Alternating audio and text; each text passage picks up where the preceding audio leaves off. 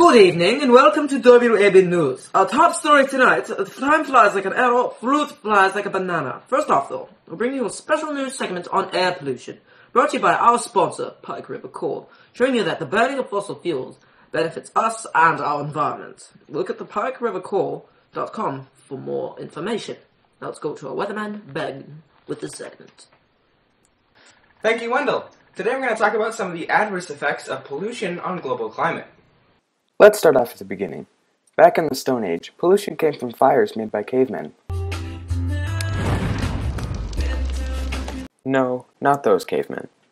This very basic form of pollution was simply a product of man's need to survive. As society advanced, however, we created more and more pollution as a result of our need to improve living conditions. We smelted ore to extract the metal. We burned fuel such as oil to keep warm. With the increase in industry, towns and cities started to spring up.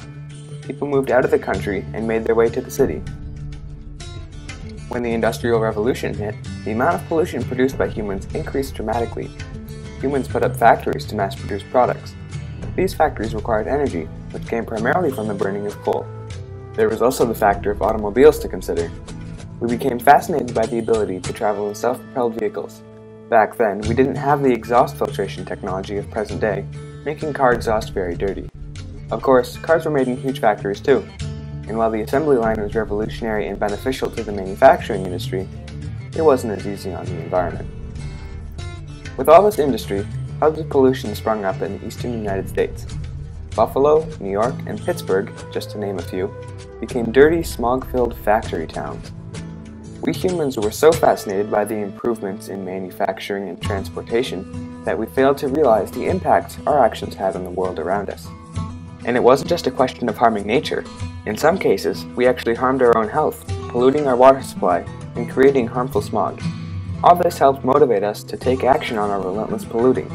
Among the first cities to pass clean air legislation were Chicago and Cincinnati. Others eventually followed suit. In 1955, Congress passed the first piece of federal legislation dealing with the issue, the Air Pollution Control Act of 1955. While the act did little more than grant money for research, it set in motion a series of subsequent government acts with the intention of improving air and water quality. Over the next 50 years, more and more movements concerned with pollution would start up. Besides the Clean Air Act, the U.S. government would also pass the Clean Water Act, the Noise Control Act, and the Environmental Policy Act. All this caught the public's eye, and the environmentalist movement was born. This brings us to present day. And while we are still struggling with pollution, we have improved in some ways. We're past the issue of the Industrial Revolution, where we were not even aware of the damage our industry was causing. The government has helped educate people about pollution and climate change, and there are now numerous organizations and departments devoted to keeping the planet a better place.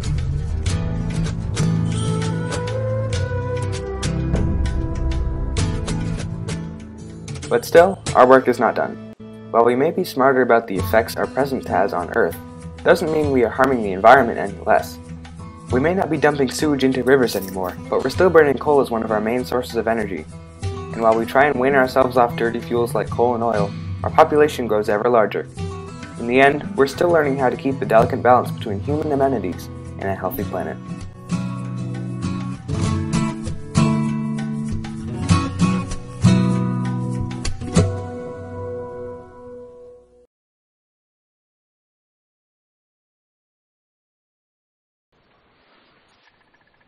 Thank you, Wendell. What's that supposed to mean? I didn't know you could see it. Thank you, Wendell. Today we're going to talk about...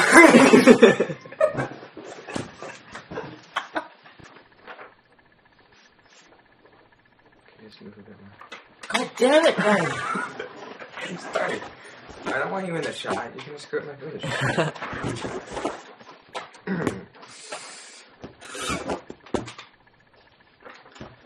Thank you, Wendell. Today we're going to talk about some of the adverse effects. Brought to you by our sponsor, Pike River Coal, teaching you that burning fossil fuels benefits us and our environment. One more, shit. Ah! Damn it! Damn it! Oh! I can't believe I messed up. On second thought, these little baby cows produce more methane than any other animal in the world. Good evening, and welcome to WAB News. Our top story tonight: time flies like an arrow, fruit flies like a banana.